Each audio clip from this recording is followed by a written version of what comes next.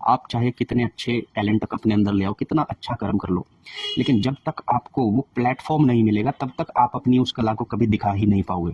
ठीक है, एक होता है टैलेंट और एक होता है हिडन टैलेंट।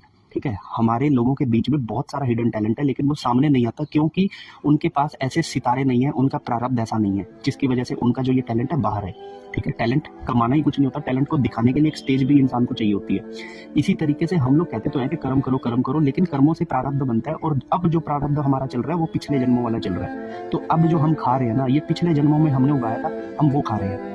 ठीक है ना, तो कर्म आज करोगे तो आपको बेनिफिट्स हो सकता है कि अगले जन्मों में जाकर मिले, या फिर 5 साल या 10 साल के बाद जाकर मिले। ठीक है ना, तो कर्मा बड़ी चीज है, लेकिन आज की डेट में अगर आप सिर्फ कर्म को देखकर चलोगे तो आपके प्रारब्ध आपको प्लेटफॉर्म देगा, स्पेस देगा, और आपका कर्म आपका भविष्य निश्चित करेगा।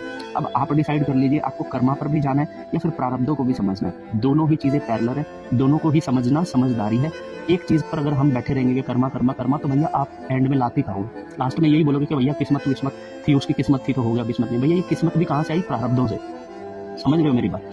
तो ये चीज है, आप लोगों को इस दोनों चीजों को पैरेलल लेके चलना पड़ेगा, कर्मा प्रारब्ध। हर हर महादेव।